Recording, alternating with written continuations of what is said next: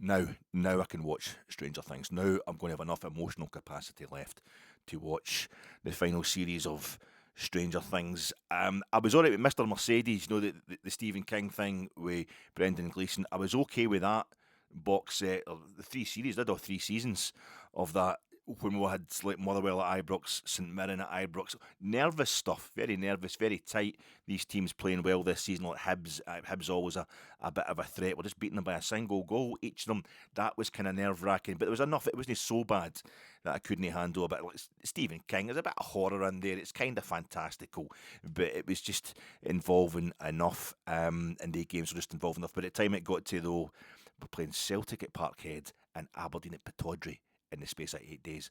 Oh, and bang in between those two games, we've got Aberdeen at home. The two teams, the two away venues, traditionally the worst, the hardest for Rangers probably over the course of our history. I remember us not winning at Parkhead for 9 years. I remember us winning once at Pittodrie in 12 years. There was nothing left. There was nothing spare, and all my nerves were going into those two games, especially when you're losing Connor Barron, Dujon Sterling in the middle of that run.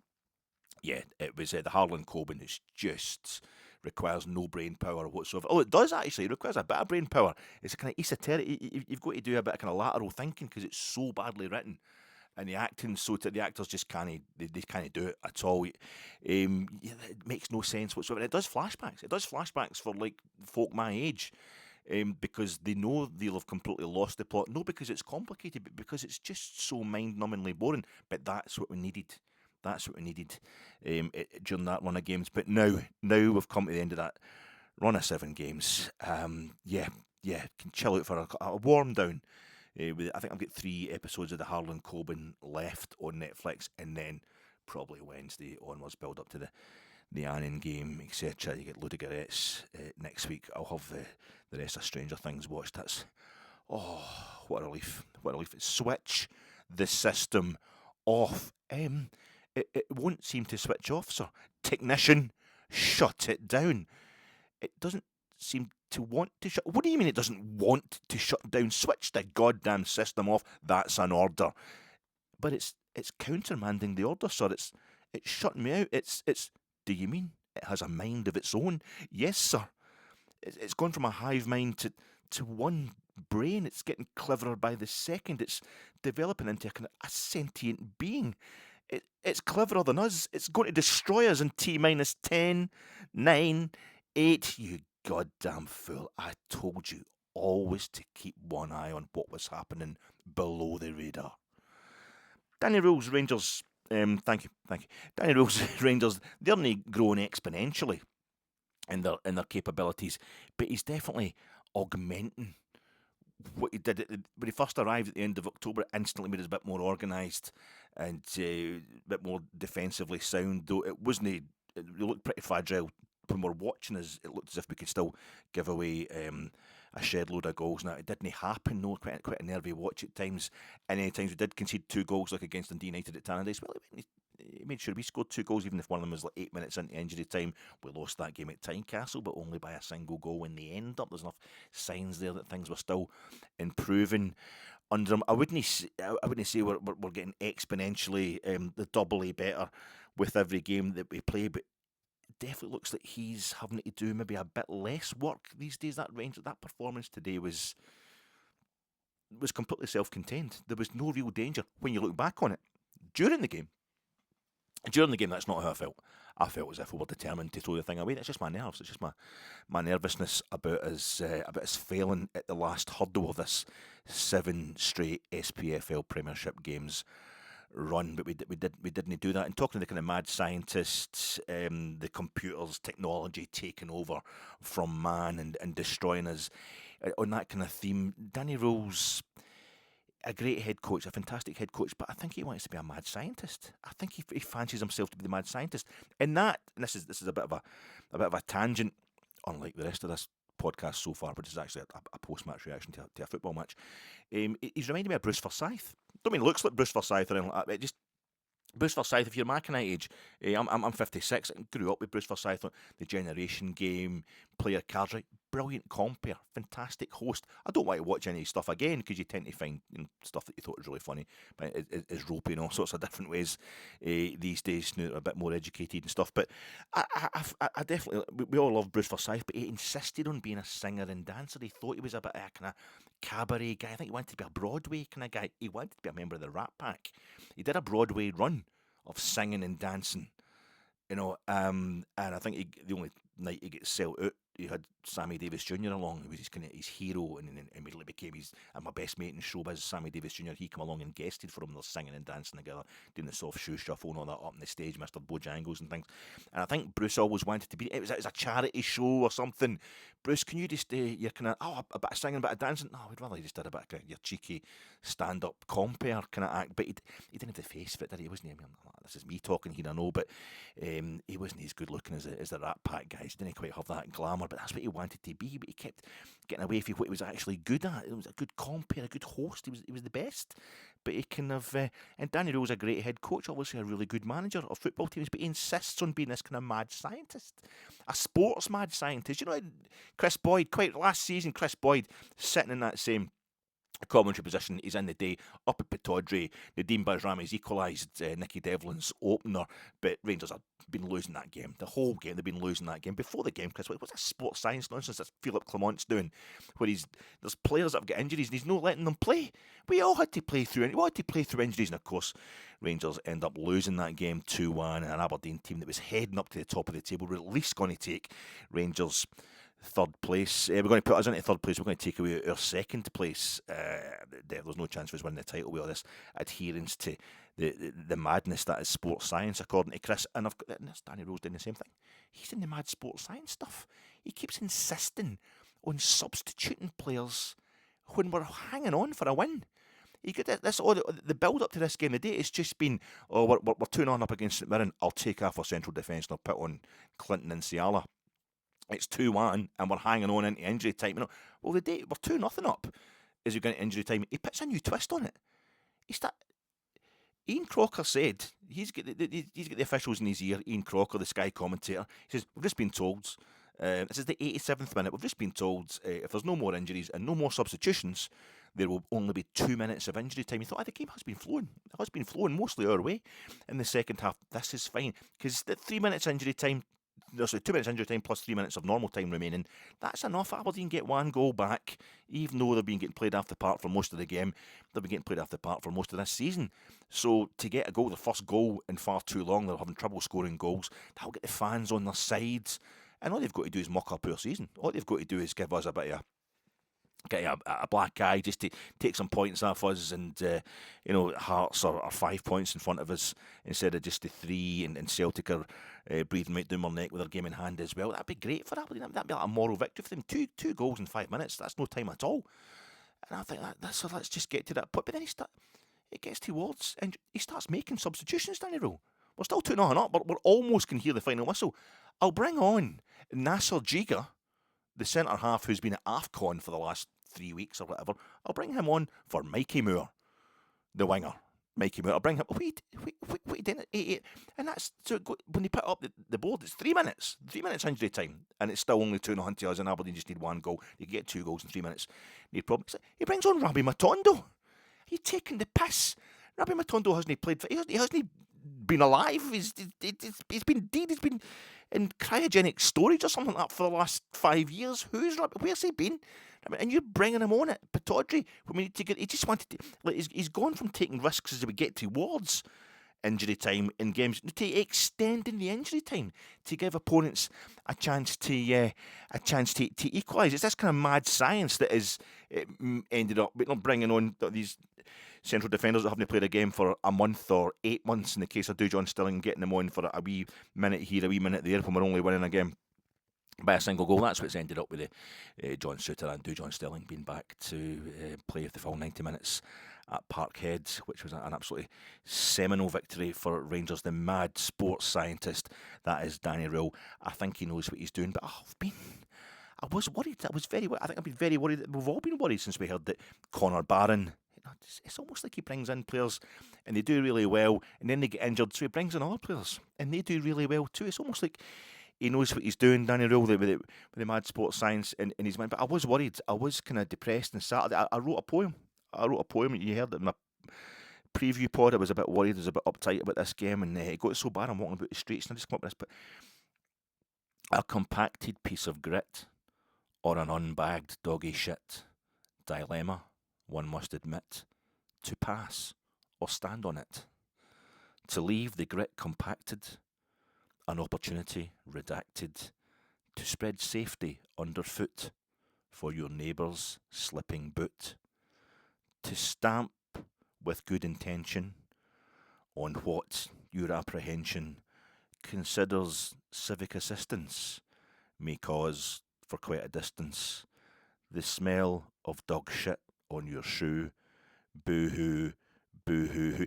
That poem, it needs a bit of work. But what I'm doing, you get the dilemma. I use all the resources. I use everything happening, the built environment, what's happening at Rangers. Everything pours into my muse. My muse is everything everything I'm involved in, and my poetry stems from that. I just need to get it out there. But I think what I'm doing is I'm talking about the dilemma for Danny Röhl. You're walking about the streets just now, and it's like the folk is very slippy underfoot.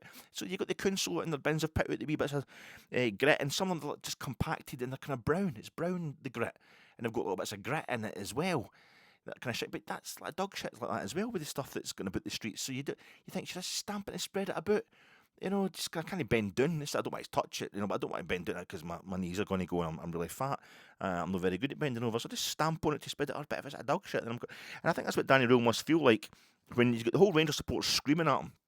Signings. We want signings, and he's in front of the Rangers fans, basically via the press and the press conferences. And he's got to go, oh yeah, we're definitely going to make signings. We're definitely going to make signings, and then he's going to go into the away dressing room at Pittodrie, and the guys are sitting there. The squad that he's got just now are saying, oh right, you want us to go and put it on the line again, give it absolutely everything, but you're going to replace us the second we're back. It's a difficult negotiation for the head coach. I mean, that's what head coaches are paid to negotiate such dilemmas, or maybe CEOs and directors of football are paid to negotiate the politics of all the transfers coming in and the players that are just now. But yet again, one more time, it's not just on the pitch that we're a bit short, but we don't want to end up with a Lutz Fanny-Steele type. So we're getting the fella in for St Mirren. Jim Gillespie is going to come in as our CEO, and I'm quite sure Andrew Kavanagh's out there getting he's an acting CEO. And I know Fraser Thornton's the interim CEO, but I think Andrew Kavanagh is out there pretty much a de facto CEO at this point in time. But we don't want to end up with Lutz Fanny-Steele, the unstoppable goalie, who Aberdeen's director of football, who stopped everywhere during his career, stopped in every continent on the planet. But his book's called The Unstoppable Goalie, self-publicist. But we're doing it right. The first half of this season was the 49ers kind of sussing out the lay of the land. Now they're laying on hands, I think, and soon there will be a proper handover to the board that they've personally assembled in their own ruthless image. Remember that back in June, you're not here from us, said Kavanagh and Marathi. You're not here from us unless there's a bit of an emergency, basically. And there has been, and they have responded in proper style, and that's why the situation we're in just now. Look, Fanny-Steele, I think it's the silent P is probably Futterman, Jeremy Futterman, trader, and the Searchers. He gets Debbie's dress, he handed into his store, the Scar, War Chief Scar, they hand in the dress, so he writes, hoping to get the reward. There's a reward of $1,000 Yankee dollars. Only if she turns up alive, though. Only if he finds her and she's alive. Big Ethan, he goes in there. A man's time ought to be worth something. He pays him off. Stay, have a jug. Play some cards. No, you're all right. So he tries to kill him. When Ethan, they go and make their camp outside, and Ethan. It's a great scene. Sets up so he can shoot Futterman in the back because Futterman is going to shoot him. But he's wearing red and white shirt. Futterman in that scene, and red and white sleazy. Treacherous. It's symbolism a go today. I mean, Hearts were at Dens Park in a season they're leading the title race. Hearts go to Dens Park. It's potentially their only visit to Dens Park. Has to be symbolic, where they lost the title the last time they had a real chance of winning it. I bet they're praying Kilmarnock don't make the top six either. Imagine Kilmarnock. Anyway, so this is your fat ache. Immediate post.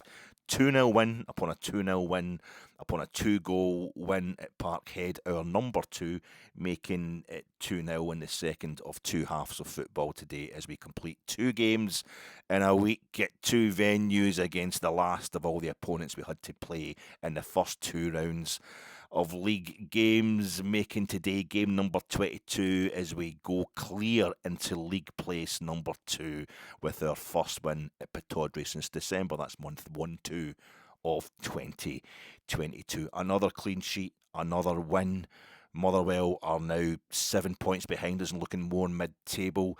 Second place has been reclaimed in short order from Celtic. Just a third place was reclaimed before that in short order from Motherwell, and no one now is talking about Connor Barron or Dujon Sterling because some folk were really panicking. I mean, some of the preview pods about this they're quite pathetic.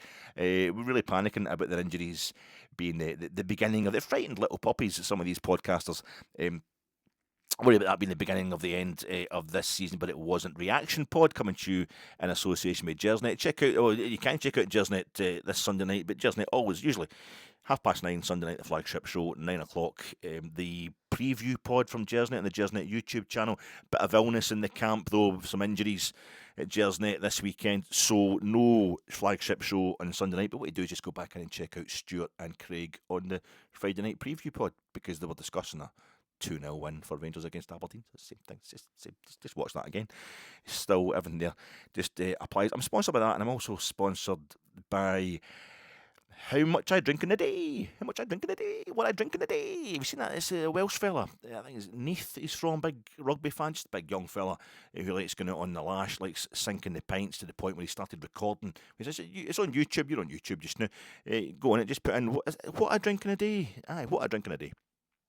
And it's just his accent. I don't know if Welsh folk like it, but it reminds you, as an old man like myself, it reminds you of when I could go out and had the disposable income and the time, and basically the physicality to be able to. I've still got the capacity, I've still got the size, but the system can't quite handle it the same. But you just drink pints for basically 9 in the morning till 9 the next morning, and he's doing that. But he's recording it as he's doing it. He edits it all together into a wee 3-minute pod. But it's got to the point. It's his accent. He's just lovely jubbly. You know, he's got all his pals involved. You start to get to know the different pals, and he's just lovely little bit of. He's got a nickname for different kinds of pints. You know, the Guinness and stuff. That's not the nickname. I can't remember the nicknames, but I quite enjoy it. It's nice. It's a nice thing to watch. But I've noticed that he started doing ones like. How much sauna I can cope with in a day, and I can't do the Welsh accent, but it's what's obviously happening is bringing his mates along to a sauna. It's like fire and ice. It's £15 each. It turns out I think he's obviously got so much popularity through filming what he drinks or the pints he drinks in the course of a day out with his mates that he's getting sponsorship. So folk are asking him to come to your boozer and bring. But how much curry I can eat in a day, and it's obviously a curry restaurant has invited him and all his pals along. Complimentary, just free meal, free drink that all night, as long as he mentions the curry shop and or the address and stuff like that, the name of the establishment. And he's doing, he's got this sauna place where it's fine. You go into a sauna, and then you go into a hot tub, or you go into sauna, then you go into the cold bath thing, the freezing water, and it's filming himself and his mates and all that. They're dipping into the cold water, and they're all. The great thing is they're all fat as in. They're all fat as myself because they're proper boozers. So it's quite funny. And they're all getting themselves in the cold and then into the. It's funny, but it's getting to the point where it's going to be what I get covered by my car insurance and the competitive premiums and no claims bonus in a day, registered retail price guaranteed in a day. But at least he's getting to vary it. At least he's getting to vary through the sponsorship what he actually does on his podcast. Can you imagine nothing worse than somebody just doing a podcast where like every couple of days they're talking about the exact same subject with the exact same patter.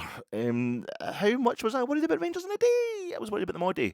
I worried all day, every day of the week. How many points have Rangers won in a day? It's 3 points. We always win 3 points. That's what it's been. Win. How many goals have Rangers conceded in a game? It's none. We don't concede goals. It's a clean sheet. Another clean sheet for Jack Butland. But my name's Alec Anderson. It's not far to Neverland. No reason to pretend. If the wind is right, you can find the joy of innocence again. Oh, the canvas can do miracles. Just you wait and see. Believe me. Sailing takes me away to where I've always had it be. Just a dream in the wind to carry me. Soon I will be free. Fantasy, it gets the best of me when I'm sailing. But the thing is, Mr. Christopher Cross, that's who that was. It's not a fantasy. It was a fantasy back in October the 8th, or October, was it the 5th? But we were 8th. We'd finished one each at Falkirk. We were 8th in the league. We had to sack Russell Martin. It was a fantasy back in the 11th of December when we lost to Ferencváros in Budapest. Like a horrible night. Another horrible night in the Europa League, and we were facing 7 straight SPFL Premiership games.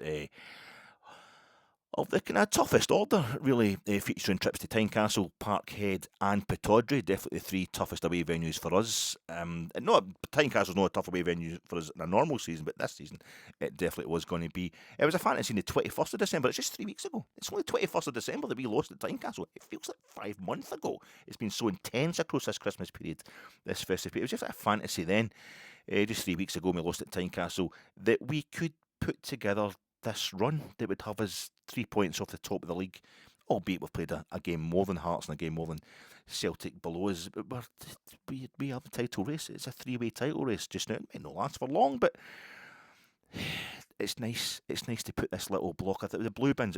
Thanks for letting me know.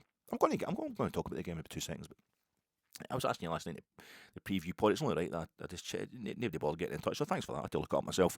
It was a blue bins, no the schedule sent to us this year. They're going to obviously look up in the council website. But the blue bins, the cardboard and that. So I picked them out. It's quite windy last night. The cardboard bin, didn't want it blown over, spreading everywhere. It was very, but it didn't come until I don't know. It must have been about 1 o'clock or something the day, quite late. The bin guys. Usually I just go out and the bin's been emptied. Don't even hear it. Sometimes I'm like pissed or whatever. I've even heard the bin men coming. Refuse workers, got to stop calling them bin men. These guys are heroes. These people are heroes. During COVID and all that, they're heroes anyway. The weather they go out in, the time of day they go out in, and they must have rats and mice and stuff all the time. Must have some horrific stuff they come across. Keeping us all clean, keeping us all sanitary, really. But during COVID and what have you, they're putting their lives on the line to keep the place going. But the day is funny because I don't usually see them. It's just usually here. But I'm sitting in the living room and it just faces onto the main road, and they're walking along. The boys are walking along. It's like I'm expecting to hear that. Is it Little Green Bag? Little Green Bag. That tune from Reservoir Dogs. They're all walking along with the suits on. That this is the guys, the refuse workers, and they're all walking along past the window, hardy looking dudes, and it's peeing it down, and they're just unflappable. They've got the gear on, love you. And just as they're sitting there, and it's like something out of a film, because the truck goes past. They're walking alongside the truck. It's like, I don't know, Marines or whatever walking either side of a Cromwell tank or something, going through a French village just after D-Day, just sussing out for Germans, German troops kicking about, the Wehrmacht are hanging about, that kind of thing. It's quiet, it's too quiet, but they're all walking along, and you can hear them moving the bins and that and get them in the back, but they're either side of the big truck walking along, and the guy's driving the truck, and then the whole side of the truck perfectly fills my living room window, and it's like a moving billboard that just sat there, and it's got, I don't even know I can't remember the exact wording, but you've seen it. It's this massive advert on the side. It's not an advert, it's a warning on the side of the truck. It just says, threats of violence, verbal abuse, will not be accepted. Please treat our staff with respect. And you're watching these guys and you're thinking, who the hell's threatening them? Who's giving them abuse? They're the meanest looking dudes in all of Glasgow. Pretty cool, to be honest. But I think that's what it's like for Rangers go to Pittodrie. That's what it's been like for years. Rangers when you're up the top end of the league, Aberdeen are usually struggling to get into the top half of the league. Have been for the last 20 odd years, and it's like, well, Rangers shouldn't have a problem. How are Aberdeen and Pittodrie going to threaten Rangers? They are the meanest, coolest dudes, and then we go to Pittodrie. It was all right when I'm not saying it falls to pieces, but we'd get a hard game. We get a very hard game, and we slip up a lot of time, and it's really painful to watch, painful to listen to the taunting and what have you. A team that's not trying hard enough against anybody else, but that's their right. That's their right to do that. I think we won there once in 12 years when I was a kid. And that was a kind of meaningless beginning of the season win there. Robert Pritz and Derek Johnson in the old pinstripe kit, so it must have been 83, 84 or something. But we won up there, and I remember listening to it on the radio. I hadn't gone to the game, and I was like, "Oh my God, we won at Pittodrie!" I think it's the first time I'd ever remember us ever winning at Pittodrie. But as it got into the kind of late 80s and early 90s, and we've had Lawrence Marlborough, then David Murray, and we're breaking the back of Aberdeen's dominance. But they were the top team. It wasn't Celtic that was challenged, it was Aberdeen consistently trying to. 1991, last day of the season, they just needed a draw at Ibrox to win the league. We managed to beat them with a team that was collapsing in itself in terms of injuries, what have you, one of the greatest days ever. But that was it. That snapped the back. But it meant that every time we played Aberdeen, beating them in the League Cup final and the Scottish Cup final and pipping them to the title, 92-93, we won the treble. They were the team that was challenging us. So it meant when you were playing them, they would beat you every now and then, but you were on your toes all the time. You were up for it because this was the main battle. But I think as we kind of snapped them, the 2000 Scottish Cup final when the goalie gets sent off and whatever, and he got injured and didn't have a replacement. Robbie Winters had to go and goal, didn't he? It was Jim Leighton. Yeah. I was at the game. We beat them 4-0. I think that was it. I think that was the kind of moment. It was like Aberdeen are done as far as being a contender for titles. Things like that was the first time we won the Scottish Cup in 35 years. Last season, that's what's been more treacherous. Going to Pittodrie. Ibrox, less of a problem, but going to Pittodrie, just it's almost like they're saving themselves. We might as well just Ski Rangers are doing. So it's not. It's like we might look like the coolest refuse workers, the hardest guys in town, but we got up to there. It's been a bad thing from time to time. It's been a bad venue for us, but we got away with it today, and then some. We didn't get away with it. We thoroughly earned it, but know that I really kind of felt like that. Pre-game, Chukwuani, Tochi Chukwuani. It's not Chuck Wuani, not Charles Wuani. Danish international, Nigerian parentage. If you can do all that video stuff, that's him signed. He's arrived. The video goes out about 2:00 today. If he's got time, it's a massive photo shoot. He's got time to get in a bus or a helicopter in. He's just got to Pittodrie. You as well. We'll get the message that you've arrived as a Rangers player with a stamp on Graham Shinney's nads. That's far better confirmation than just a photograph of you from a lobby at Auchenhowie with a scarf above your head. But that was a good feeling. I'm thinking, we're starting to get the signings are coming in. That's my arrive for Sturm Graz. He's a sitting midfielder. He's a midfielder anyway. Some nice videos going about little kind of compilations of his skills there, little montages, but I've never seen a montage compilation of a player that's been put out by his agent that doesn't feature lots of great moments. But you're thinking maybe we could have done with him today because we're struggling. We've got no Connor Barron, we've got no Dujon Sterling. The conditions at Pittodrie, lots of wind, the corner flags are blowing in different directions. How's that going to affect the set pieces? This weapon that we've gone to the set pieces. It's a night-time kick-off. I didn't realise it was a night-time kick-off. Hearts had won by a goal to nil, down to 10 men. Craig Gordon had come on. The goalkeeper gets sent off. Craig Gordon comes on, 43 years old, and pulls off a world-class save at the end to keep Hearts winning this game. It's symbolic. The last time they tried to win, 1986. I'm talking about With You and I getting filmed in 1986, and that's who would have thought. It came out in 1987, by that time Rangers were champions. Hearts losing the league title by goal difference on the last day of the season because they lost 2-0 at Dens Park and Celtic won 5-0 at Love Street. The Celtic won the league by the skin of their teeth, and that's the only reason that it wasn't 4 seasons in a trot without an old firm side win the league. Aberdeen were the reigning champions. They'd won it the season before that as well. Aberdeen, Dundee United won it in 1983. This is Hearts was going to be 1986. It was going to be 4 years in a row without an old firm team winning the league, and they just lost it by the skin of their teeth. But it's been 40 years. 40 years. It's just Rangers and Celtic have been the only Scottish champions since then, since Hearts chucked it then, and that was on goal difference. And if the goal average system had been in place, they would have won the league that season. If the goal difference system had been in place in 1965, when Kilmarnock beat them 2-0 in the final day of the season to become the Willie Waddell's Kilmarnock became champions at Tynecastle, then of course Hearts would have won the league that time. I mean, both teams knew at the time, what the system was. It's just an interesting kind of sick little bit of poetry about it. They're probably hoping that Kilmarnock don't end up in the top. If Neil McCann doesn't affect such a great turnaround that Kilmarnock are in the top half of the league, so maybe imagine Hearts had to play at home at Kilmarnock final day. It need to be us really, or Celtic, somebody else that could win the league to equate with what happened to them in '65. But anyway, it was a very good symbolic moment for Hearts. It meant they got 6 points away from us again. It shows that us coming close isn't good enough. Us losing second place. What happened to Hearts in '86? What happened to Scottish football after Hearts lost the league in the last day in '86 by a goal or a couple of goals? It just Rangers. It might not seem like a big deal to have slipped up the day. Generally, a general turnaround under Danny Röhl, but it would have been massive. It would probably any chance of go to winning the league still depended on us winning today. And that starting 11, just one personnel change, retaining the 4-2-3-1 system. So no biggie, yeah, no biggie. That'll be shining bright. Obviously, anybody who thinks, they heard Ian Crocker of Sky going, just one change to the Rangers starting 11 today from the game on Tuesday night. No been listening, no been paying attention to these podcasts that all us Rangers type people have been putting out in the last few days, just tearing our hair out, even if we don't have any, about what we're going to do without Connor Barron. As soon as we saw, AASGAARD, it's not even a straight swap, because AASGAARD is going to 10, which means Diamandi, who was a nominal 10 on Tuesday, is now a nominal kind of sitting midfielder today as AASGAARD. Because as soon as we all saw that AASGAARD was in the starting 11, we knew that flat 3 across the middle of the park and in midfield, that wasn't going to happen. AASGAARD can't play in there, not effectively.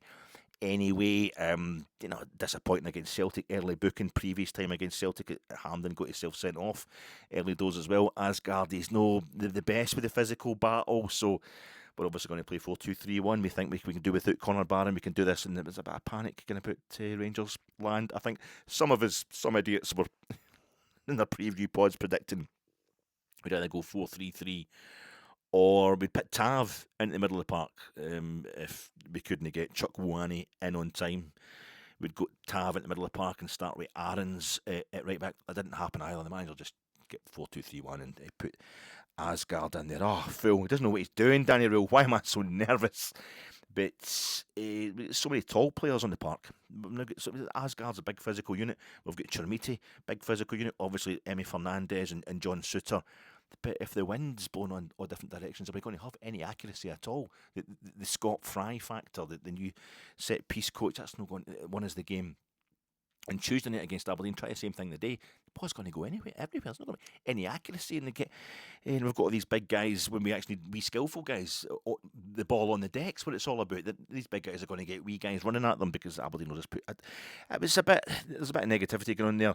Giga was on the bench, so 3 at the back was possible at some stage. Nasser Giga back from AFCON, we didn't play a single minute for Burkina Faso, put out by Ivory Coast in Marrakesh the other day in the last 16. The bench also had Oliver Antman back in it yet, Rabbi Matondo again, and Kieran Dow, not going to Hull yet, Kieran Dow. So it was a wee bit of trepidation. Then the players are in the tunnel. I'm watching it on Sky. I'm watching it in the living room in the house there, and the players are in the tunnel, and Jack Butland's got a towel over his shoulder, and it just says, you can see he's got stuff printed on it, in big white letters with red outlines on it, and it just says 1, the number 1, and there must be 1 Butland, and it's just the way it's been. It's 1, and the horrible ash grey, even granite grey third kit we're wearing today. It looks a bit bluer than it usually does, but I hate that kit. We've had some bad performances in it as well. Not feeling good. Jack Butland's got 1, and it's like Matau. Maybe there's the German coaching methods. But the NFL's on tonight. It's on a Sunday night on Sky. Obviously, they're showing the gridiron. I don't know if the Steelers are still in this stage. Is it the playoffs or whatever? I don't know if they're still in but I did notice in the week kind of montage ident advert, they had a quick flash of the terrible towel, the yellow terrible towel of the Steelers fans. I'm thinking, that's your terrible towel. Big. And the 49ers have got one of their clubs is coming out in an oil city. My mate used to play for the Aberdeen Oilers. If he was still alive, I would ask him, but he did a bit of linebacking for the NFL stuff. Was all the rage at the end of the kind of mid to late 80s. But I think he's actually played at Pittodrie in a gridiron game, Andrew. But aye, so that was, I felt that was quite a kind of tie-in there or something. But despite Rangers TV putting up that clip of the 2005 game, that brilliant game, Dado Purcell, natural noble disposition, the fella in the rain down the right hand side in front of the Rangers supporters and squaring it for Dado to that beautiful flicked back-heeled finish, and he slides through the rain covered grass to celebrate in front of the Bears. I wasn't enjoying it. I wasn't enjoying the weather conditions. It was very wet, it was very windy, and I'm thinking a soaking pitch, it's windy conditions, it suits the poorer footballers. And that's how it starts. About the 5th minute in the game, nothing's been happening. Diamandi fouls Shinnie in the halfway line. It's a mild foul, but it's an obvious body check. The atmosphere seems kind of muted. Some spaces in the stands. The weather obviously affecting folk. It's been a hard couple of weeks in Grampian, but I'm also realising when somebody says to you Rangers are playing Aberdeen at Pittodrie on a Sunday, even though I knew it was a 4:30 kickoff, I hadn't really thought about it. You just think the Sunday kickoff live on Sky, it'll be the lunchtime. It'll be lunchtime. It'll be 12:30. It'll be 12 o'clock or something like that. Just 4:30. It was dark. It was dark here in Glasgow. It was dark there. It's like by the time this is finished, on it'll be dinner time. It'll be past my dinner time. It's just. Jack Butland's in white. His towel is the same colour as our third kit. Meat off the Aberdeen goalkeeper. He's wearing Rangers blue. You know, it's amazing the difference an Aberdeen. Amazing the difference that the wrong crest can make to whatever colour you're wearing. 7th minute. Big Fernandes goes off Silky up the left-hand side and gets dispossessed, and Aberdeen muff the chance that they're offside, but it's the first scare at either end of the game, and Big Soapy has a word with his centre-half colleague. 9th minute, Diamandis has a shot from outside the box after we dispossessed them in midfield. Mitov has taken a parry over the bar. Tav puts it the near side corner, and Fernandez' head at the back post with Big Manny, Big Emmy. He loops it back over the near post and the bar. He should have scored.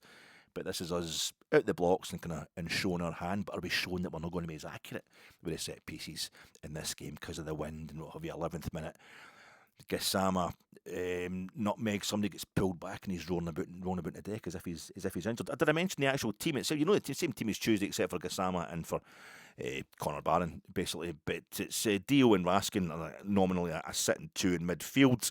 You got Tav at right back. Fernandes and Suter are centre halves. Jayden Magoma retains his place at left back. Super Jack Butland in goals. The three across the front up top. It's Gassama on the right hand side, Mikey Moore on the left hand side. You've got at number 10 AASGAARD and Big Youssef Chermiti. Not Majovski, Big Youssef Chermiti. Definitely a man in favour now. He's the striker. He's the first choice striker, I would say. He's up front on his own. But Gassama, I approve of all of that team except for the fact Connor Barham is injured. Gassama, looking like he got himself injured in the 11th minute, so I was a bit upset about that, but he gets back up. Another Tav free kick from the main stand wing causes panic, but it's cleared. We are indeed going to rain set pieces in on them despite the rain and the wind. They will reap the whirlwind. Aberdeen.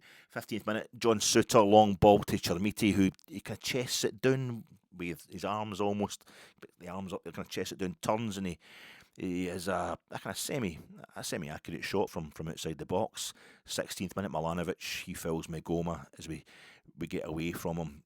This is the greater effort the Aberdeen fans have been demanding after Tuesday. They felt the team didn't put enough effort in on Tuesday, i.e. they weren't violent enough. They only wanted to hurt us physically, the Aberdeen fans, and we have to rise above this. 17th to 18th minute, Aberdeen breaking us down our right, eventually bringing out a good save from Jack Butland down to his left. Magoma clears the rebounding ball for the corner, which they can't spot. They can't get it in the quadrant, the corner, because it's just, that's the bit where the wind's whipping through between the south stand and the Dick Donald. And it's Dick Donald, is that the guy? Dick Donald was a guy, that's Dick Donnelly, he used to do the commentary, like, Tannadice, Dick Donnelly for Tannadice. But the ball's blown about something fierce, and when he get in the corner, it kind of swirls about in the air. Fernandes is underneath it, kind of head it out the box, it's up in the air. Jack Butland picks it up eventually, but it's a sign of the treacherous conditions. 19th minute, Chermiti controls it out in the right wing. In their half, he's kind of facing the stand as he controls it in the touchline, and that Noster number 5, he just goes right in behind him and puts him onto the track, but that's completely acceptable. The ball was there to be won. This is Aberdeen's game plan. You know, this is getting their crowd going. Kick Rangers players, fantastic. Tav's long throw from there amounts to nothing. We only got a shy for it. Tav's long throw amounts to nothing more than a flaccid Aberdeen break, and then we score. Next thing is we score. Raskin works, he's the one kind of thread going up the right hand side, kind of inside right channel. A lot of 1-2s, a lot of delicate, intricate play from Rangers going up that side. Lovely stuff. And they have to, we win a corner, and Magoma goes up to take it. Tav's up beside him over the main stand side. So they do that thing where Magoma plays a short ball to Tav, who then plays it Magoma runs round behind him to collect basically an elongated 1-2, which has completely changed the angle. Magoma's now to the kind of bottom end of the box, if you like, to the 18-yard line. He changes the angle and he changes the trajectory. I don't know if it was deliberate.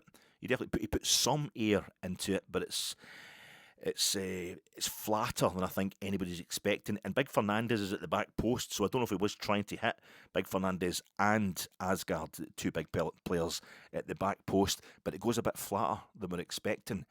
And AASGAARD, the thing that would make me think it was deliberate is AASGAARD is using, as Raskin did on Tuesday night for the second goal we scored on Tuesday against Aberdeen, he's using Big Fernandez, one of the few players who's the same size as AASGAARD, as a blind, as a hide, as cover. And he steps back, AASGAARD, as everybody else is heading into the 6-yard box, and AASGAARD just steps away. So he's 7 yards out, everybody else is 5 yards out, and the ball just lands at his feet, but it's still coming down technically. It's coming down from the air, technically speaking, and it's a technically perfect finish from AASGAARD, who keeps it flat, side foots it straight away into the back of the net. Goal to Rangers. This is the 23rd minute, I would say. I don't know if he's going to turn into a bit of a Chris Boyd's Dello AASGAARD, because he kind of scored against Celtic, but he's scored 3 goals in his last 5 games. He scored against St Mirren. He scored the only goal in the game against Motherwell as well. That's him scoring against Aberdeen at Pittodrie, for a guy who's not really won over any kind of hearts and minds amongst the Rangers support, but that'll definitely help his case. Magoma, set pieces, this is becoming a thing. We've got Romans, supposed to be the 2 Romans supposed to be arriving. A full-time permanent left-back that we're buying from Westerlo, not been confirmed yet, but this is Jayden Magoma rising to the challenge of the guy who's coming to take his place. This is what we like to see. He's becoming a bit of a set-piece guy. There's a couple of assists from now from the corner routines. There's missiles. I mean, AASGAARD does run towards the Aberdeen ultras are behind that goal, and he runs towards. There's no Rangers fans at that end of the park. He just runs towards the corner, but he's giving it the old. He's holding the ears if I can't hear anything, but the stuff's come, cups and things like that. There's probably coins, and it's probably a coin that hits Big Fernandez. Replay shows he's getting hurt in the celebrations by a missile coming for the crowd. Not good stuff. There's a close-up of Scott Fry.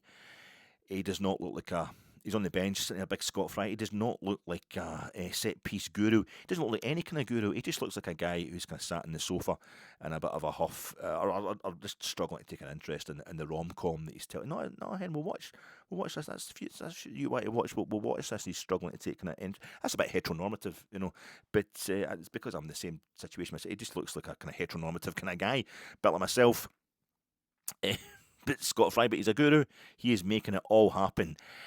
And we start pinging it about 25th minute.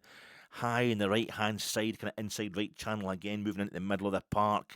It fritters out into nothing, but it's clearly Rangers are feeling more confident. They're getting their skills together as well. It's not just about high balls into the box. It's not just about set pieces. We've got some great movement on the deck as well. Gassama then cuts inside and hits a long ball to the feet of Mikey Moore, who's a shot from the edge of the box, which Meathoff holds. I just want to package up this run of 7 straight league games as a success. That's what I'm feeling. We've done too well in the previous 6 for anything other than a win today to maintain the kind of upward-facing feeling. We've got to win this game, and 1-0's not enough. It's all we've scored too early, as far as I'm concerned, And then we score again, 29th minute. Big Fernandez. He looks to have his revenge for the missiles that were coming on. It's a Tav free kick from just over the halfway line on the left wing, right at the touchline. Right towards the trackside. Tav takes it right-footed. Fantastic ball up into the box. Aberdeen defence is woeful. They actually have to add insult to injury. They've 2 players, Aberdeen, who go backwards either side of Meathoff, their goalkeeper, who they're offering no protection to whatsoever. They're not going for the ball in any way, but they're just making sure they play Fernandez miles onside because it's such an easy-looking goal. Big Emmy, he's 9'5". He goes up and just nods the ball. Meathoff, as he was on Tuesday night, seems to be flailing about his feet, and then they show a slow-motion replay, and I'm thinking, no chance. No way. And there's Fernandez's arm, which he's using to pull himself up into the air. You do for any jump. It's judged to have hit Meathoff's arm, but stops him going up to hold it. But Meathoff is like, he starts jumping about 5 minutes after Fernandez starts jumping. He's got no business coming off his line as all the pundits are telling us on the Sky coverage. He shouldn't really have left his line. He's come out into no man's land because his defence has probably put the fear of God into him. But we saw this on Tuesday night. It's the first goal Aberdeen. It was Fernandes because Mitov had fell on his arse. He just came out his box, didn't know how to do it, and fell. And he started protesting that one. Well, tonight he gets a break. Tonight he gets it. They look at it in VAR, and you're watching. You're thinking they're going at this. The minute they send the referee, I mean, David Dickinson, the referee, he gives it. No Aberdeen players protest when the ball goes into the back of the net. But the minute you watch the slow-mo replays, yeah, and Crocker's telling us that there's no sound yet from VAR, which means they're looking at it. They send Dickinson to the screen, and of course that means it's slowed down and what have you. And I don't have a problem with that. I don't have a great problem with VAR. All I would say is that Mitov isn't winning that ball ever, and he's actually trying to jump to hold on to the ball. He's more interested, I think, in appearing to be fouled, finding a part of Fernandez's body that can look to have fouled him. It's a desperate attempt to collect the ball. Look, I'm not being petty or anything, but I've watched the game and I timed this as I was watching the game. I recorded this 57:21. If you've still got a recording of the game, go to minute 57 and 21 seconds in the second half. Gassama puts his body in the way of a Aberdeen defender and just is barged to the ground because Gassama has lost control of the ball. He's trying to do a wee bit of a move out in the right wing for us, and he loses control of the ball. He has a heavy touch, and the Aberdeen defender's going to get there quite comfortably. So Gassama kind of throws himself and puts his bum in between the defender and the ball, but he's kind of off balance already. And the defender just rattles him. It's a body check and just knocks him. I'm not expecting a foul. We don't get one. We play on. That's what Mitov's doing. It's desperate. He's lost it. And he goes in there and makes some sort of contact physically and comes off worse for that. But it doesn't mean it was never his ball to win. So yeah, there's a whole, and no one in this field, but VAR, it's not the technology, it's the use of it. The interpretation, I think, here is wrong. And if you were looking for, a fairly recent precedent, a fairly kind of prevalent precedent, the same two players involved in the same kind of goal, the same two teams on Tuesday night, the previous time either of them played football. But they kind of take these things into account in the VAR room. But if this ends up 1-1, I'll not be able to. If Aberdeen equalise in this, we can't score more than the single goal we've already scored. I'm going to. I just not be able to deal with it. I'll not be able to deal with it at all. If this goes wrong, we're going to have a fortnight to wallow in it as Rangers supporters, as a team. We're not going to play in the league. I didn't even know who our next opponent in the league was because I was so fixated on these 7 games, this block of 7 games, and this last one. What to commit this last one? If you've been in this run of games. And if we'd drawn at Tynecastle and we'd drawn at Parkhead and won the other 5 games, you'd be like, that's fantastic. That's a fantastic one. But you'd have dropped 4 points then. We've only dropped 3 points. But sometimes you're as well losing 1 game as opposed to drawing 2, well, always in terms of points because that's the way it works when it's 3 points for a win. But it's fantastic to be able to taste that we're only going to drop 3 points out of the 21 that were on offer in this run, but yet, it's not going to happen. This feels kind of fatalistic. It's a horrible kick-off time. Anytime that 4:30 on a Sunday is always a horrible kick-off time, even if you're just watching it on the telly. It's horrible weather. It's a horrible kit we're playing in. It's a horrible time of year. The Sunday on a Monday in early January. Horrible opponents that we're playing in a horrible stadium. And Hearts and Celtic have both won this weekend. I'm hating this. I'm absolutely hating this. Having a goal disallowed just looks like it's setting us up for the big fall, despite the fact there's nothing that Rangers are doing that indicates we're ever going to do anything other than win this game. 34th minute, Nicky Devlin bears down our left. He has a shot from the edge of the box. Butland saves it easily, but I'm thinking that's the start. 36th minute, Milanovic is fouled. Aberdeen's Milanovic is fouled outside the centre circle by Nico Raskin, who does as his midfield partner Diamandi had done just a few minutes earlier. He goes down and he's checking, he's apologising profusely to his floored, fouled opponent.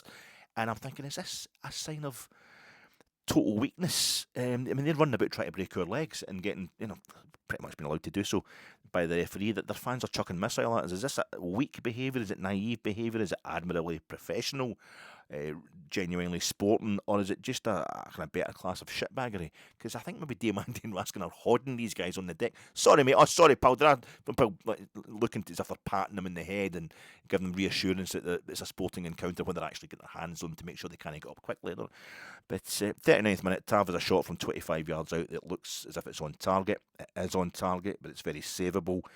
But Mitov can't hold it. He pushes it over the bar. Maybe a clue as to why Fernandes scored there. Same quadrant as the goal we take the corner from. Magoma, it puts it right on. He takes it. Magoma, no 1-2s with Tav this time, just puts it right on Mitov at the back post. So we're targeting a weak goalkeeper, but he holds it this time. He's a Bulgarian, I think, Mitov. Magoma, he's a set-piece man. He did it against St Mirren. I think he's got another assist tonight. He's standing up to the challenge for his place.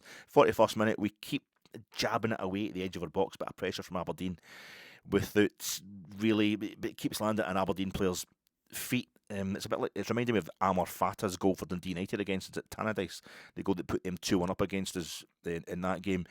We're stopping them getting a clean shot in, but they are getting shots in, and Butland eventually holds it. He holds it easily enough, but it's just a matter of time as far as I'm concerned if we continue to let them buzz off a disallowed Rangers goal. Peter Leven apparently appeals to the referee, or the fourth official, and be over Rangers taking too much time to take their set pieces. No wonder the way it's working for us, but it does stop our flow too when we're taking so much time to set ourselves up and arrange the set pieces. I don't know if it's a part of the tactic, but 1-0 is already a kind of worryingly fragile lead. We might not be able to step up a gear again if in response to an equaliser if we're slowing our own play down too much. 45th minute, Raskin is driving down the kind of inside right channel again. He works it to AASGAARD, who wins a corner. Magoma puts this one straight in. He takes it again, Magoma, so there's no Tav's taking every corner from each side. That's not happening anymore. It's all right, he's stepping up to replace Conor Barron as well as a secondary set piece taker as Jayden Magoma. Aberdeen, they clear this one more confidently. Are they learning on the job? Are our set pieces losing their edge? There's 3 minutes of injury time. We waste the last 30 seconds of it by not taking a shy that we've won over towards the cameras in about the middle of the park. Aberdeen players are protesting to David Dickinson, the referee, just saying they're taking ages to take these set pieces. Not even the throw-ins. Diamandi's just walking away from it. Magoma's got the ball in his hands, but he's kind of, who's wanting it? I don't want that ball. Take another ball. Eventually, Dickinson just goes, just get it to me. That's half time, So I'm not clear on how this disallowed goal is going to affect the overall result. Half time, Kevin Nisbet comes on for Aberdeen. He comes on for Lazatic. That's a goal scorer they've got in the park, so this is a worry because they have created chances, Aberdeen. They haven't, it's just me worrying about it. But Nisbet's first contribution is to foul Nico Raskin just outside the box. In about the 46th minute, Tav takes the free kick. Raskin wins it, but he can't get any purchase on it. It's about 40 yards out the free kick, but just outside the box, not just outside the box, but 40 yards out. Raskin wins the ball, but he can't get any purchase on it or a proper flight to make the header count. But he takes it to his feet. He takes it. It's a free kick floated into the box, and Nico Raskin is able to take it to his feet and kind of lays it back to Tav. He blasts it wildly over, but we do this. We start doing this more and more. We start winning the ball to our feet inside the Aberdeen box. They're giving us second chances in key areas. Aberdeen are fading, but my nerves are rising just through sheer terror. 51st minute, there's a miss from Nico Raskin. Mikey Moore wins the ball in the Aberdeen box. We keep doing that, so why can't we finish them off? Eventually this draws a foul from Carlson, 10 to 15 yards out. We keep doing this too, so why can't we finish it? And a great Tav free kick goes right onto Raskin's head from 8 yards out. That's why we can't finish it, because we can't finish. He heads it over the bar. It's just like, this isn't happening at all. We're not getting this second goal that I need. 55th minute, we've dominated the first 10 minutes of the second half, football-wise, set-piece-wise, possession-wise, and still one Aberdeen goal absolutely kills us. The 59th minute, AASGAARD, a flailing arm in midfield. He joins Suter in the book this half already. Chermiti gets booked soon afterwards. I think all 3 of our yellow cards we got in this game came in this kind of 8-minute period, just round about the hour. in the second half. Aberdeen started coming back into it a wee bit at this point in time. It's like we're fighting to break the back of the game. If Aberdeen are going to turn it round, it's going to be in this little period, and we're standing up to it. We're getting a bit dirty, we're getting a bit physical, and I obviously feel as if we're getting punished more harshly by a referee who's a total homer. Next 10 minutes, so that's scandalous, it's slanderous, it's totally unprovable, and obviously wrong because we won the game. Next 10 minutes, I think I say from the 55th, 65th minute, it's probably all Aberdeen. Us getting increasingly better at counter-attacks, so it kind of negates what Aberdeen are doing. There's 3 straight Aberdeen corners on the hour mark, one from each side, and then another one from the main stand side. Nothing's coming from all 3 sides of the football pitch. Nothing's coming from them, but they're eking out belief. They only need 1 goal to be heroes here. They haven't scored an SPFL Premiership goal for 6 hours, Crocker tells us at this point, and it's like we're fucking asking for it. I wish he'd shut up, Crocker. The more he talks to Aberdeen, the more I think they're bound to equalise against us, though, aren't they? 63rd minute, Nicky Devlin is fouled by Chermiti as he's making his way into the Rangers half. He's pushing forward, Nicky Devlin, and Chermiti takes him from behind, and Devlin kind of gets up to go for Chermiti. But Chermiti just turns away to kind of play the whole thing down, and I'm thinking, no, you should have stood up there and let him have a go at you. Push you to the deck or something like that, he'll get booked. You know, I'm thinking we got to start maybe fighting a bit of fire with fire, but I think we know better than that. We're rising above. Rangers are far classier than I am. Kind of 50th, 66th minute, Chermiti gets played in by Raskin. He's 10 yards in the box properly. Raskin just plays him properly into the box. It's at an angle, yeah, but you always are. He needs to score. He's about 10 yards out. He needs to score. He doesn't. He did, to be fair, help in the build-up. Good work in the build-up play. As he's getting better at Big Youssef, but it's a bit of a breakaway by us. But why did I have to say on Saturday, it doesn't matter how we score. How we score were goals in my preview pod on Saturday. The manager was talking about it. The head coach, Danny Röhl, was talking about it on Friday in his pre-match presser. It's just about scoring goals. Doesn't matter who scores them, but you need a striker who can score. Why did I have to say we had 3 guys level on 4 goals each as our top scorer in the league? Because that's, well, for one of those guys is FERNANDEZ. He's just had a goal disallowed. That would have put him on 5 goals, top scorer in the league. And now Chermiti had a chance to get his 5th goal. He's one of the other guys that's joint top scorer, and he's missed a bit of a sitter. I've cost him. I've jinxed him. 68 to 70 minutes. Mikey Moore drives in twice to bring out 2 saves from Mitov. We can't finish this. Mikey Moore's going into the box and all that. And Gassama, it's a goal. After that, we get the goal. We get the second goal. We win the penalty, and it's from a key part of our play that I wasn't appreciating at the time. I was really, but just nervousness and a stupid superstition was stopped me kind of forming the thought in my head. This is why I want Mikey Moore and Jayden Gasma to start every game they possibly can for us. I want them to be our 2 wide men because the 2 of them try like hell. They keep going. It's total persistence. First half at Parkhead, Mikey Moore would have chances to drive into the Celtic box and all that, have shots that didn't work, or it would get tackled straight away by Ralston. Was having a good game against him in the first half, but Mikey Moore always got back up and chased it down. You know, he was giving away possession and stuff as well in dangerous areas, Mikey Moore, in the first half at Parkhead, but he just kept going. And he kept going. He gets right into the game, which means they're always on it. Jayden Gasma does the same. I know he's not everybody's cup of tea. He's a young man, but he's always got the ability. And fuck, does he show it?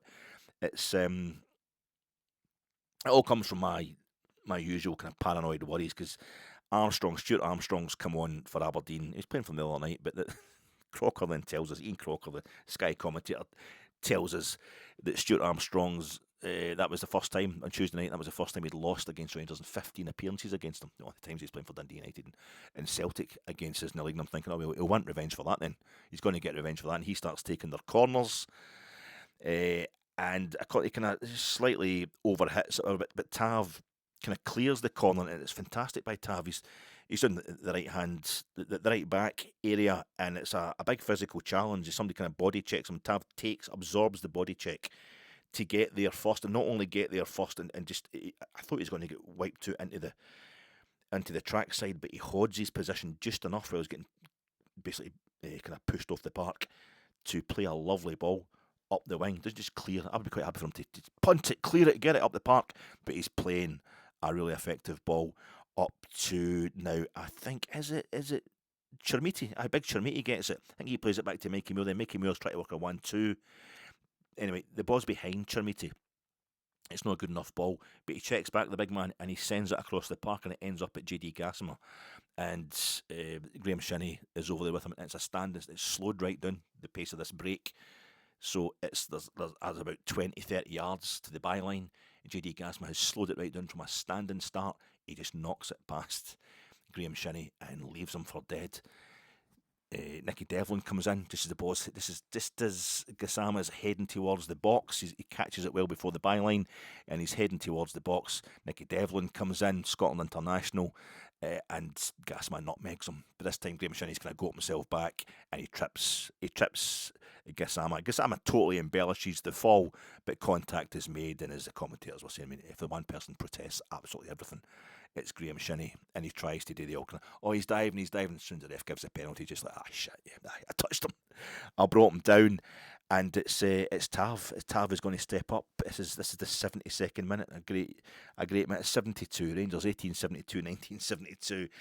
And I think if we win this, this is going to be the moment. But if we miss this penalty on top of a disallowed goal, then it's definitely not going to happen this game. We're not going to win this game. Windy conditions could affect Tav's finely calibrated kind of penalty mechanism. It's made by Swiss watchmakers.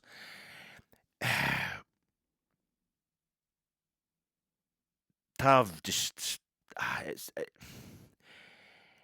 Mitov guesses correctly, but it's so beautifully placed. He does his whole kind of jogging on the spot, almost penalty routine, the arm in the air, Tav, and he sweeps it. And I thought Mitov had got it because he goes right down there, the Aberdeen goalkeeper. He gets his hand down to the bottom right. It'll be to him. Tav's going to the left. And he goes down there, Tav's shooting it across himself, pulling it across himself, and Mitov gets down there and he seems to have his hand right across, almost touching the post, the only place the ball can go. But then the ball, and I see the ball behind him, I'm thinking, is it past the post or something? And it rolls along the inside of the net and hits the other corner in the back of the net. And it's the speed of it and the accuracy. He's beaten for speed, Tav, and it hits, it makes contact, no contact with the post, but it makes contact with the side netting just inside the post. It's a bloody perfectly hit penalty, and Tav goes clear as our top scorer in the league with 5 goals. He's one of the other guys that was on 4 goals, joint top scorer, not anymore, and he augments his place as a top scorer across all competitions. That's his 8th goal of the season. He's a legend. Tav's 99th league goal for Rangers. It's his 15th goal against Aberdeen. Grey kit, grey towel, but that captain's armband is red, white and fucking blue. Nico just pushes him on the track. I go up to the telly and I return is it a Happy Gilmore golf swing? I know his brother does it as well for Bournemouth. Is it a Happy Gilmore golf swing, or is it swing, bara swing, kind of baseball swing? I don't know what it's supposed to be, but I fucking love it. I'm swinging back at him like an absolute numpty in the living room. Nobody else in the room. Nico goes up behind him and pushes him onto the track, and all the rest of the players just seem to stand behind Tav as he goes up and takes he just tells the players, yes, let's go. And there's this line of Rangers players all in charcoal grey behind them as Tav's up there taking the adulation.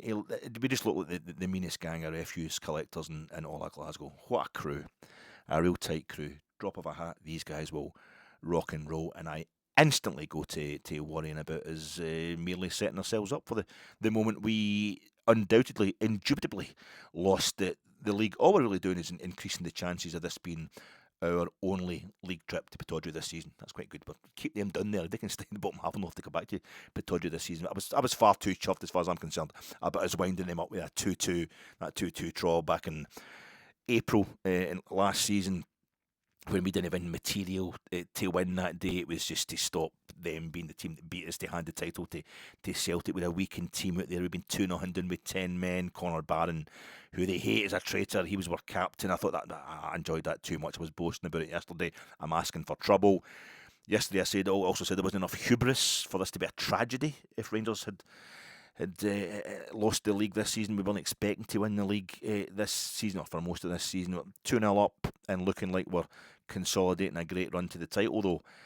one goal for a home team who hasn't scored this year will lift them and their fans to heights we'll have trouble coping with as we're getting into kind of coasting mode. The hubris is plenty of hubris now.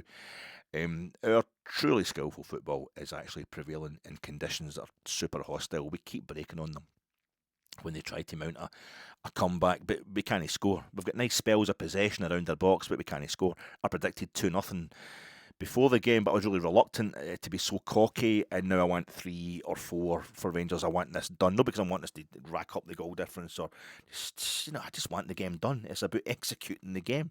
One more goal will seal it for us. I haven't relaxed at all. It's 20 minutes to go, basically. Plenty of time for a comeback. I haven't relaxed for one single game of this run. This run of 7 games, they've all been tight, haven't they? Even more 3-1 up against Celtic at Parkhead, there was like 20 minutes to go, wasn't there? And Celtic, I mean, they can score 3 goals in a minute. The glory stuff. So, no, it's no been relaxing at all, this run. I just want to have 1 week and 6 to 10 minutes of relaxed Rangers watching and across this festive period. Can you just give us one more goal, Rangers? AASGAARD flashes one across the goal, no takers. Chermiti can't square it back to Tav's feet. Mikey Moore's flicks don't quite play Gassama into the box. All the football at this end is our new defending, though. That's like, we're not going to score, so it's just possession football, starving Aberdeen of the ball. 87 minutes, 2 minutes of injury time. Crocker says if there's no more substitutions or no more injuries, we're making no substitutions. That's fine. Just keep the winning team on the park. Then Keskinen has a shot which Butland saves at the second attempt. I shat myself. Butland just saves it. There's no chance of Aberdeen scoring, but Butland doesn't save it first time. He has to hold it at the second attempt. That was a chance. But I tell myself, well, that's it. There's only 2 minutes injury time. It's going to be like 89th minute before we take this, before Jack Butland clears this up the park. That's it. Surely that we've won the game. And Danny Röhl starts making substitutions. He has to rotate. Mad scientist stuff. He brings on Giga for Mikey Moore. I mean, what's his Mikey Moore? His ball carrying Mikey Moore like Gassama. It's the best defending we've got. Is they keep going, they keep offering problems to the Aberdeen defence. They keep the possession. That's our best defensive weapon. We're bringing on Giga, who's sometimes just a weapon, and it's adding more injury time. 89th minutes. We get a free kick out in the right hand, out in the main stand side. Tab's free kick. What a weapon his set pieces have been. It elicits a corner, and Majowski comes on for Chermiti, and there's boos. That has to be it. We're home and hose. No, wait a minute. The boos are because Majowski's coming on. It's a substitution. Majowski's coming on for Chermiti. Another sub. More injury time. 91st minute. They defend the corner desperately, but they break on us. There's still time for 2 opposition goals. They keep breaking on us. 92nd minute. Stuart Armstrong takes a corner. He overhits it. But they get it back into our box, and even watching the clock, Danny, he brings his fucking let the time run out. Danny, you keep adding to the injury time that we're currently in. Stop making substitutions. Every time I think we've done it, you keep topping up the injury time. Max Aaron's goes on for Tav. Rabbi Matondo goes on for Gassman. What's the point of that? The point of that is to give them this bye-bye. It's done. We've won. That's it. The final whistle. There was never any danger. Pittodrie's empty by the time the whistle goes. It's empty save for the Bears. In the packed away section. That is loyal. That today's loyal. That time of day, that time of the week, this day of the week, this weather, this time of year, it's loyalty being at that game today. And the reward is we've won 5 league games in a row. We've won 7 out of our last 8 league games. We've beaten Celtic at Parkhead and Aberdeen home and away, each by 2 clear goals, and all in the space of 8 days. We're 3 points off the top of the table. Lutz Van Steele, the Aberdeen technical director, or sporting director. To be fair, he would have been warmer in the director's box today. The Pittodrie dugouts, the first dugouts in world football. I don't know if that's the same ones. It was in the 1920s when Aberdeen invented the dugouts. But the dugouts that are there just now, they don't provide much cover, especially in this weather. But this weather is giving Lutz Van Steele the excuse to wear a manager's coat. Yeah, big manager's jacket. Well, it was at Ibrox on Tuesday night, and it was nice and dry and all that, quite warm comparatively. He was only acting like a manager, just being on milling about the technical area and telling Peter Leaving, demonstrably telling Peter Leaving, animatedly telling Peter Leaving, performatively telling Peter Leaving what to do. But no, he's dressed like a manager too. He's got the club badges on, the big puffer jacket, and Peter Leaving has lost just 3 games in his 3 spells as caretaker manager of Aberdeen. 2 of them have been to Rangers this week with Fannin Steele and his kind of calico dress, assisting like Jeremy the Trader Footerman. As Danny Röhl turns away from the away fans and back down towards that corner tunnel in the Pittodrie's ancient main stand, he meets up with the cheerful AASGAARD in the penalty box, and he gives him a little kind of, it's a brace more than an embrace. And coming up from me, this is a roving cameraman, the players and the manager on the pitch at the end of the game. The camera's up the Dick Donald's end of the stadium, filming the Rangers players as they head towards the tunnels up that end of the stadium as well. And you can see coming up way off in the far distance, so that the away goal comes Jack Butland, all in white with something grey, like our third kit, gripped in his super safe pink glove and a water bottle, yellow and blue. Jack doesn't join in the brace as the Bears start singing Danny Röhl to Daddy Cool. He just goes into the throng heading down the tunnel as Nico Raskin nicks back up to the mouth of the tunnel, and he throws or scooshes some water about the kind of waterproof jacketed body of one of the 2 or 3 adult Aberdeen fans who are looming over the players from the main stand. You know, the Aberdeen, their old main stand, it's the tunnel it's like the first row of that main stand must be 5.5, 6, it must be 6 foot in the air. So the players are going in at ground level, so you're looming above. It's like Lochburn Park, Maryhill Juniors. It's quite threatening towards the players, he says, already starting to get an alibi, to concoct an alibi. But they're looming over the players from the main stand, setting an example, no doubt, to the young fan they have with them. He holds his hand out as if to say, what was that all about, this Aberdeen fan? You know, all he did was abuse you and chuck missiles at you all game. I don't know what that guy did. I don't know if he did that. Maybe he was just wanting an autograph or something. But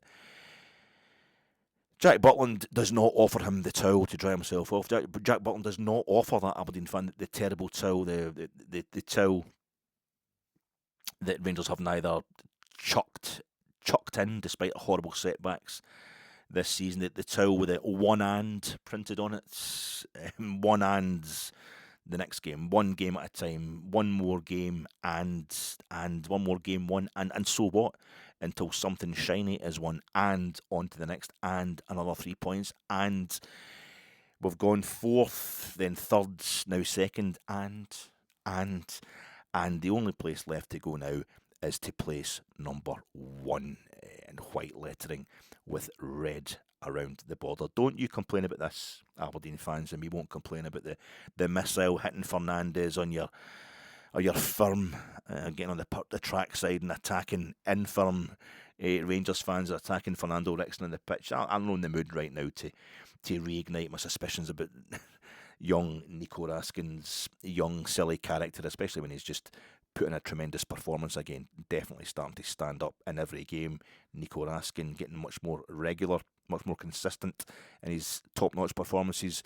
And we don't know what actually happened. What was said or done by the Aberdeen fan, who quickly then chucked a paper cup or a plastic cup back down the tunnel after Raskin, but he's more likely to have hit one of his own players. 3 points, clean sheet, job done. That was Danny Röhl's response to Luke Shanley's post-match interview. What was your thoughts on that game? 3 points, clean sheet, job done. I don't know. It's weird. It's another instance of this tone I've been hearing from Danny Röhl the past, from Der Gaffer. Apparently since Tuesday, really just since Tuesday, a win against the same wounded Grampian animal. It can look and maybe sound like arrogance, but again, Danny Röhl, he rhymes off the fact that we haven't won here in 3 years and in 2 weeks. I'm more convinced he's trying to kind of normalise us winning. It's not been, we don't go on runs like this very often over the last few years. It's let's not get carried away, is what he's saying. You know, clean sheet, 3 points, job done. That next phase he was talking about to Michael Grant of the Times, I think, in Friday's pre-match presser, the next phase we're moving into if it started today, it started perfectly, and that will involve this kind of win being the minimum requirement. It's going to be standard if we're going to step up a gear. But he does praise the team and the clean sheets. I'm just scared a bit because he's a young man. He's not yet 37, and despite his time at Bayern, but he wasn't only a part of the coaching team. He wasn't head coach at Bayern Munich, but he could almost not be blamed for having a bit of a saviour complex with what he's done at Hillsborough and now here. So if it goes wrong, if he goes insane and he cracks and he starts turning up at talking how he dressed as Napoleon, then well done me. I spotted the first fissures of that cleft in his otherwise super grounded demeanour, but I'm probably just so used to us kind of spoiling things for ourselves that my system needs a kind of warm down. I need a worry, some sort of insane worry. I'm talking, nobody else thinks this. It's just find it a bit weird, maybe all lost in translation when he gives it 3 points, clean sheet, job done. It's no like him. He's super grounded, Danny Röhl, so he must have meant it as a way of starting to make it feel as if it's normal. 14 league games he's been in charge, Danny Röhl. Drawn 2, lost 1. Won 11 of them with 8 clean sheets. That was the 8th clean sheet under Danny Röhl. Absolutely phenomenal. Don't worry. Silly towel jokes aside, I'm not doing a kind of horrible piece of nationality, national stereotype, and in the most horrible way us Brits and others will do it to the Germans. I'm not talking, it's not a blitzkrieg here. I'm not doing the panzers rolling on stuff. That the German national team, the Mannschaft, the national elf, which has recovery from losing 2 world wars built into it's in its DNA. It's the most grounded national team, most grounded set of players on the planet. The Dutch are the most arrogant. He says arrogant. The Dutch are the most arrogant, actually. The Dutch are actually, everybody thinks the Dutch are, they're the victims in terms of the war and all that. Absolutely were, but it's a long, long time since the Second World War. The Dutch are the ones that get carried away with themselves. The Germans fall out to get closer together, whereas the Dutch fall out with each other to fall out with each other. But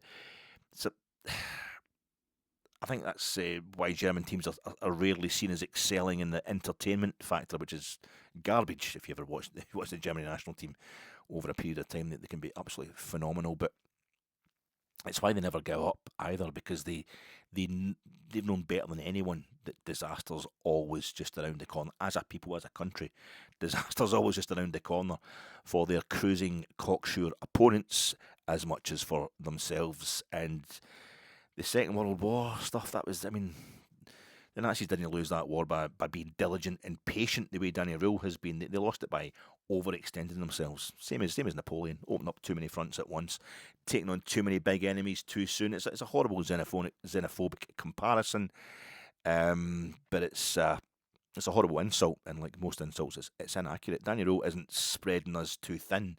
He's taken the calamity of the frugal resources he inherited and using them with a disciplined, sparing economy that's eking out win after win against opponents he respects, but never fears. Rangers turned a rebuild season into an embarrassment, and he's turned that embarrassment into a title challenge. And now we've got 2 weeks off of league duty, and the reinforcements are arriving. Some in time to be played in next Friday versus League One Annan Athletic, in the Scottish Cup. We played last of all the title challengers this weekend. Danny Röhl claims he didn't even know what Celtic and Hearts were doing this weekend, how they got on. Garbage, because he's analytical. But far less talking about gauntlets being picked up. We just roll on like a Soviet T-34 or a US Sherman tank. We take kind of casualties, we replace them. We're not doing fancy big Tiger or Jäg Tiger or King Tiger stuff. We're just nippier and tighter, and we're not going away, and your radar can pick us up all day. And the folks back home, us, the supporters back in Blighty, you'll find us mostly kind of hungover, sleeping for the next fortnight, popping out only for Annan and Ludogorets. We're knackered, but we're happy. We're totally drained by this 7-game period, but we are utterly content. How you doing, folks? My name is Alec Anderson, and I'm a podaholic. It's been less than 24 hours since my last podcast, and to be honest with you, I'm actually I'm actually podding right now. I always think it's just one more. I always think just one more podcast and I'll be fine. But one more's never enough, and I'm starting to lose touch with family, with friends. I don't go to social occasions now, weddings, funerals. I'll just pick that. I just got a wee pod today. Rangers played a game. Rangers played. Birthdays are getting missed. You know, I'm starting to lose contact with reality. But it's going to slow up a bit now, obviously, with these games. But I just need to say thanks to you guys, because yous watch them. As bad as my pods are, yous are watching them. And I can't, you must be sitting. I know it's mostly blokes. No, one thing about YouTube is it tells you who it is that's watching your stuff. And you see the stats, but I know we've got a few female viewers as well, and there might be some people out there, hopefully, that are non-binary or whatever, don't care about the pronoun stuff. But mostly it's going to be blokes. I'm pretty just an image of your loved one kind of busting in on you, going, that better be pornography you're watching in that laptop. Well, it's just how many metaphors is he on to know? It's his fourth metaphor. It's just a short one. This one, it's what's he talk? It's actually more of an analogy, really. This one, it's only 3/4 an hour to go. In this one, he's only done 4 analogies. So I think you're going to be there for another few years. But it's about the bin. It's about the bins, man. It's always about the bin, men. It's always about the bins with that fat git. Thanks very much, folks. It's been worth it. I hope that. Thanks. The pods are far too long, but it's been pretty involved with Rangers for the last few days. Doesn't mean I don't want to beat Annan. Doesn't mean I don't want to beat Ludogorets. So I'm going to plenty of spiels about that. But I'll try and get maybe a few more regular pods of a shorter size out there. But it's been an epic 7 games on the bounce, and Rangers only dropped 3 points out of 21, and we are back in a title challenge, back slap bang in the middle of a proper title race. Enjoy the next 2 or 3 days, folks, and I will talk to you before Annan in the Scottish Cup, a different competition. Oh, how exotic.